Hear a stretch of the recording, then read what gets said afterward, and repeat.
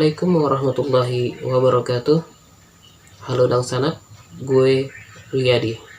Kali ini aku akan menceritakan kisah seorang pembunuh dan juga kanibalisme dari negara Jepang. Issei Sagawa, seorang pria yang berkelahiran di Jepang, lahir pada tanggal 26 April 1949. Saat kecil, Sagawa yang berasal dari keluarga yang sangat kaya bersama keluarganya, pamannya, dan ayahnya sering bermain raksasa, yang mana raksasa ini, paman dan ayahnya ini menjadi raksasa yang suka memakan daging manusia.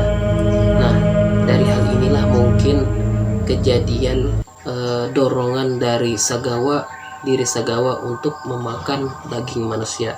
Jadi Sagawa ini sangat menyukai dongeng yang melibatkan manusia dimakan. Nah, bayangkan tuh, dia bahkan pernah melihat paha cewek teman sekelasnya dan berpikir, itu terlihat lezat.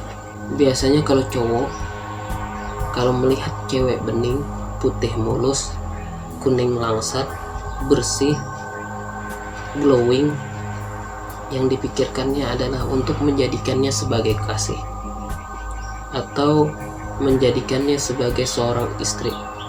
Namun Sagawa ini ketika melihat cewek, yang melihat paha cewek, dia ingin memakannya. Nah, ini sudah di luar dari kenormalan seorang pria. Jadi setelah kejadian tersebut, Sagawa memeriksakan dirinya ke psikiater. Namun ketika dia datang ke psikiater, malah bukan berhenti, namun malah dia ingin sekali, berhasrat sekali untuk memakan daging manusia. Jadi mulai keanehan-keanehan dalam dirinya itu sudah nampak dari saat dia kecil, saat dia bermain. Makanya sebagai orang tua, kita harus memilihkan permainan-permainan yang baik untuk anak kita.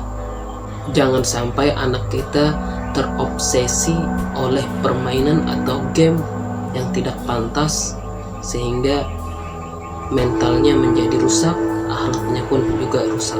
Oke, kembali dengan sana. Hingga pada tahun 1981, setelah menahan keinginan kanibalismenya selama 32 tahun, dia akhirnya mewujudkannya. Korbannya adalah seorang perempuan bernama Rene Hartevel, yang mana korban adalah seorang mahasiswa dari Belanda yang belajar dengan Sagawa di Sorbonne University di Paris. Oke, dan sana dia awalnya mencoba untuk membunuh Rene Hartevel ini, namun sayangnya tidak berhasil.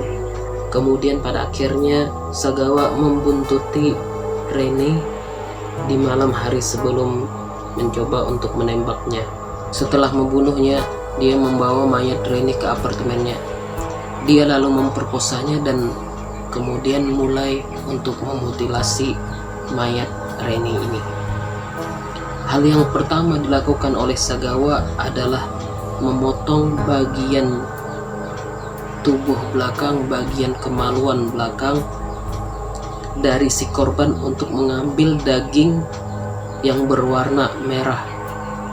Dalam sekali dia memotong, dalam sekali dia menyobek-nyobek daging mayat si korban ini, sampai pada akhirnya dia mendapatkan daging yang berwarna merah itu, kemudian dirobeknya secuil dan langsung dimakannya. Selama kurang lebih 3 hari, Sagawa ini memakan daging dari korban. Oke, dan sanat, saat dia ditanya apakah Issei Sagawa menyesal karena telah membunuh temannya sendiri, dia mengatakan satu-satunya penyesalan adalah bahwa dia tidak memakan Rene saat dia masih hidup. Gila. Dia berpikir, kenapa ketika si Reni ini hidup, tidak kumakan saja pedang sanak. 2 hari setelah membunuh Reni, Sagawa lantas berniat untuk membuang tubuhnya. Dia telah memakan dan membukukan sebagian besar dari daerah pinggul si korban. Jadi dia memasukkan kaki, dada, dan kepalanya ke dalam 2 koper dan membawa koper itu pergi menggunakan taksi. Jadi taksinya itu dibawanya ke sebuah taman, yaitu USD Bologna kalau nggak salah namanya ya, yang memiliki danau terpencil di dalamnya. Dia telah merencanakan untuk membuang koper itu ke danau, tetapi beberapa orang melihat koper itu, yang mana koper itu meneteskan darah. Dan karena melihat kejadian itu, warga pun kemudian menelpon polisi. Akhirnya Issei Sagawa pun ditangkap.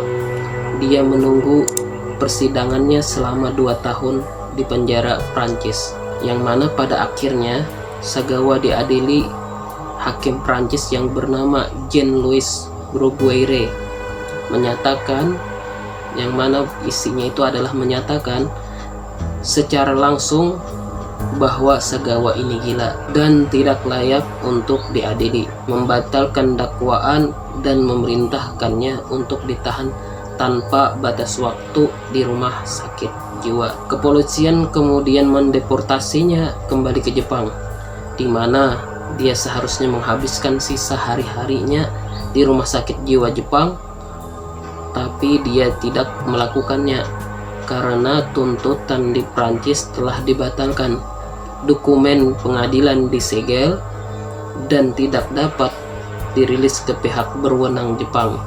Oleh karena itu, tidak memiliki catatan kasus melawan Issei Sagawa dan tidak ada pilihan selain membiarkannya bebas. Nah, jadi Issei Sagawa ini dia selain juga menjadi pembunuh, kemudian menjadi kanibal, dan juga dia terbebas dari hukum.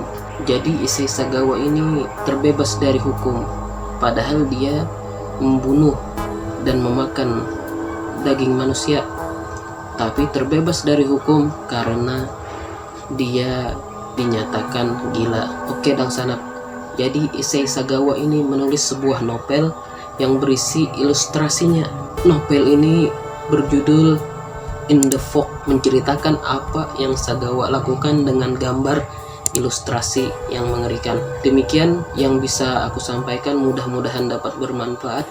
Tolong berikan kritik dan saran untuk video aku ini, karena aku masih pemula jadi banyak perlu belajar. Tolong berikan saran dan kritik di kolom komentar. Terima kasih. Wassalamualaikum warahmatullahi wabarakatuh.